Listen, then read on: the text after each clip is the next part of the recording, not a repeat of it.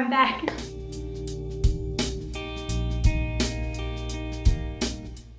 Let's talk about painting pets. This household really loves animals. I love dogs. I love cats more, but I do love dogs as well. I got a gig on the 21st of July where I will be sketching dogs at a dog show. How did we get there? I was forwarded an email by one of my lecturers saying that this museum needed artists to promote this event they were having. So I got in touch with the event manager. I explained a bit about myself, what I kind of do, and what do they need. And at the time he said, actually we really need caricatures. Can you do caricatures? And I'll be frank, I've never done caricatures, but I was willing to learn. Caricatures are usually very exaggerated kind of facial features, oftentimes depicting very mean. They exaggerate your worst features essentially. I chose to go for I chose to be nice. I didn't want to paint mean, especially since most of the people I knew that were going to be there were going to be children. So I went for a more caricature style that didn't exaggerate, but it didn't make them ugly per se. It was still quite cartoonish. I didn't want to make anyone feel self-conscious about their nose, their ears, their teeth, what have you. This one woman came up to me. She was an old woman. She had a little terrier. She said, I really would love a caricature, but not of me. Could you do my dog? And I said, sure. And it was awful. No, to me, it was an awful sketch to me, but she loved it so much. And I think she went and bragged about it to the event manager. She must have bragged about me quite a bit because the event manager came back to me and said, actually we're going to be hosting an event in July, which is a dog show, and if you want, I think it would be great to have you back and doing caricatures of people and their dogs. And I said, sure.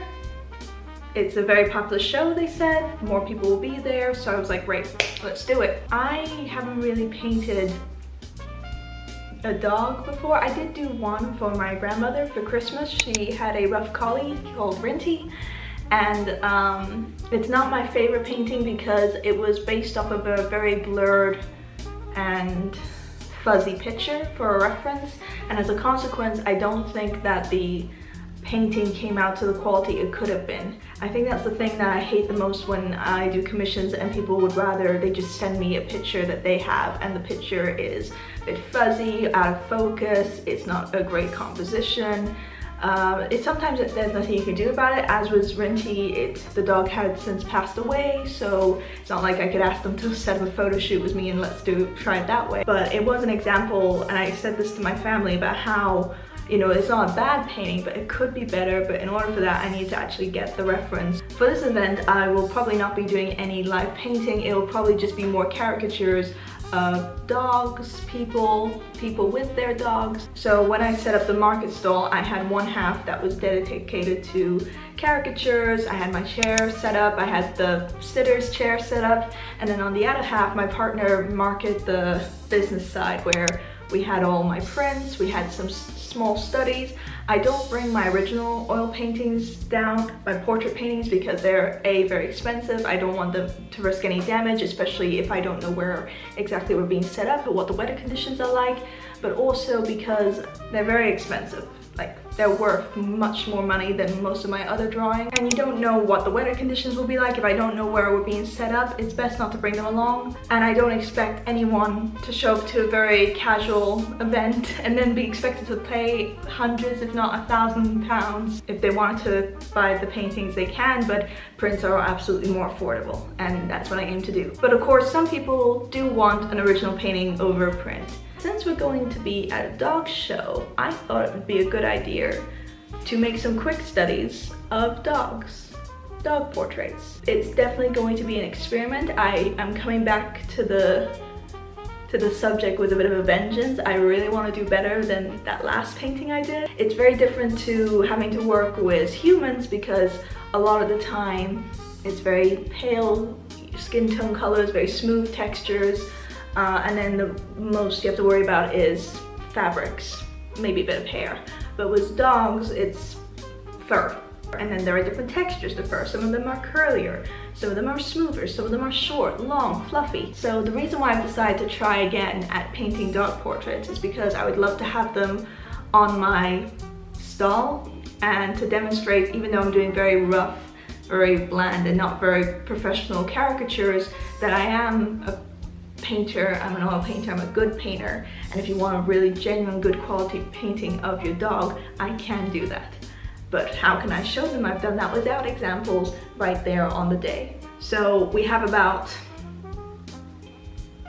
2.5 weeks, almost 3 weeks, but we also have a friend visiting for a whole week of those 3 weeks, and he'll be staying in this room.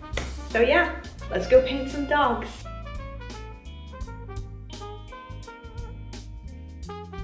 So I had a plan to run errands and get some canvases. Usually I work on panel canvases for study works, which are essentially these like this is a very bland, flat panel. They work very easily, easy for storage as well. Using panel canvases, in my opinion, I just prefer. There's no bounce to the canvas, and also they're easy to store.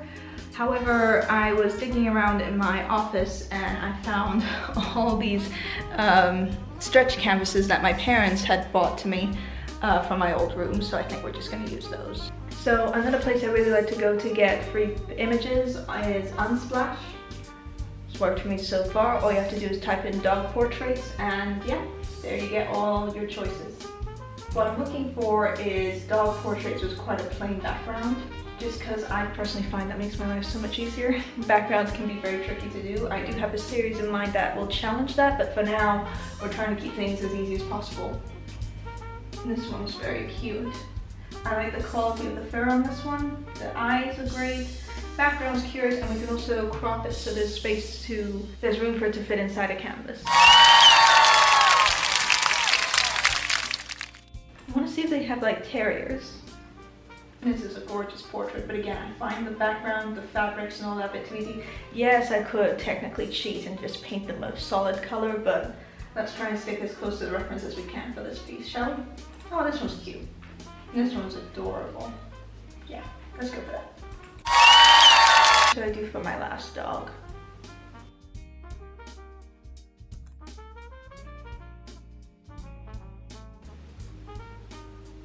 Oh, that one's so cute. Look at her.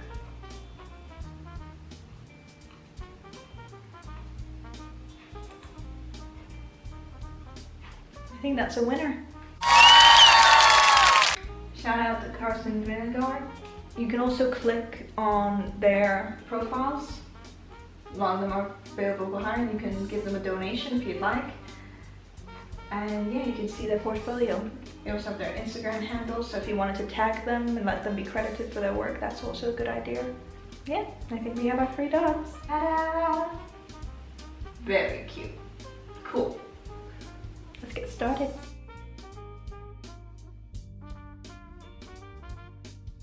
So when it comes, the first thing I like to think about when, sorry, that was loud. The first thing I like to think of when I'm making a video or starting a new paint. The third thing I like to think of when starting a new painting is getting the ratios right per canvas. This is a 3x4, and my reference here looks to be a 9x12 maybe? Either way, as you can see, there's no way all of that will be able to fit on this canvas without distorting the image. So the first thing you do is you crop the reference image to the same size as the canvas. Most computers, you can edit most of the images on the computer. You don't have to install anything new. If you just go to image settings, you'll see that there's an option to crop what you want. And then if you pick the one that matches the size of this canvas, which is a 3x4, there you are, it kind of crops it right to the size you need for it to fit on this canvas. But I want it to be a little more close up. If you're not sure how to crop, always have the top line, the top horizontal line, in line with the eyes of the portrait. I think I want it a bit tighter. There we go, that's perfect. Save a copy.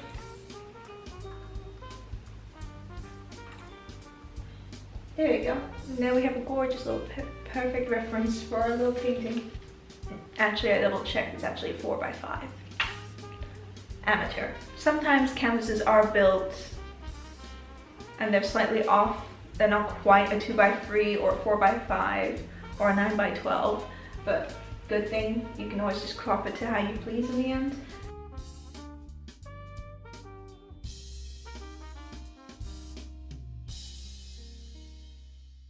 So was this one, I actually think we need a bigger canvas. I got these square ones, which is a 1x1. So it just about fits a square. There you go, a little bit tighter, but we can like shrink it a little bit or exaggerate the bars a little. But yeah, we'll have a square for that one. And then last but not least, but yeah, I think he deserves a smaller canvas as well. And this is not me being sizist, like smaller dogs have to have smaller canvas and bigger dogs get bigger canvas. If you do commission me and you're watching this, you pick whatever size you want for your dog, no matter what size your dog is. It just makes more sense in my head.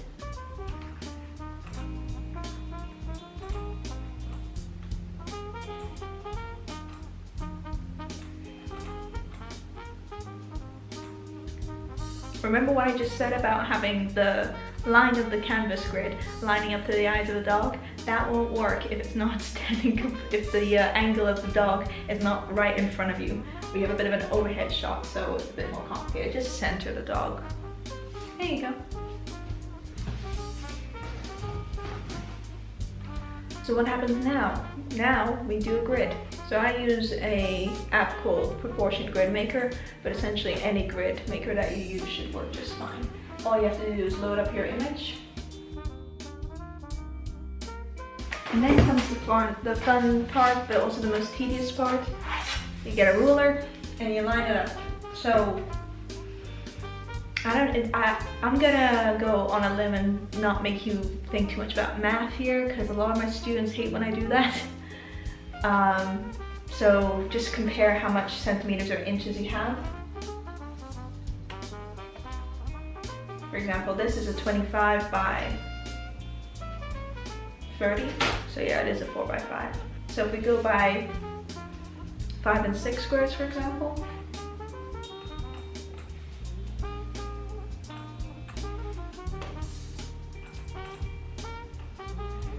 it evens out the paint and gives you a very easy concrete where the lines are. Always pick a color that you won't find on the actual image. And then you can export the image. VoiceOver Maria here. So once you've uploaded your grid method, this one asks you if you want the grid on its own. I don't. And then once you have that, you can start tracing out the outline of your canvas. Make sure you have the equal amount of squares as shown on your reference image. The reason I do a grid method is I find it's the most effective way of ensuring that what you put on the canvas is proportionately accurate. Sometimes you can distort it. Sometimes they do turn out a bit strange, like as you can see here, I'm kind of looking at the dog. He looks like he's got a nose and a mustache, but that is essentially what I see before me, so all I ask is that you trust the process. Most people sometimes etch in where the shading and shadows are. I personally just stick to the outlines, because once you paint over it, you've painted over it, that's it, that's the end of it. Here is the other one. Please excuse the shadow on the canvas, that's just the camera. It's only my second YouTube video, so cut me a little slack. So this is the last one I'm going over, and I definitely think this one turned out the best, and I think it shows exactly how a grid can ensure you've got the exact proportions right on the canvas, because look at that, it looks perfect. And once you've got that, you can start painting.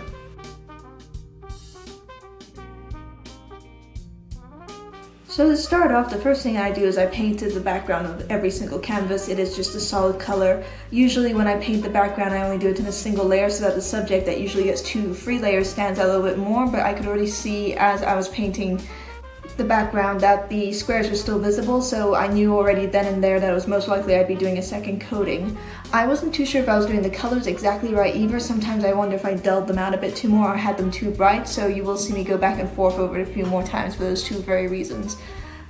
And then as you can see here, the next step is putting in the underpainting, which is mapping out the values. I use burnt umber, and essentially it does is just point out where the darker factors of the painting are and where the lighter parts. It's much more visible on this painting. As you can see in the green one, he had a lighter coat, so there wasn't as much to put in, whereas in this dog, he has a much darker coat, so you can see exactly how much more mapping and values to put in, and it does build up my confidence as a painter, who especially has not painted many dogs before.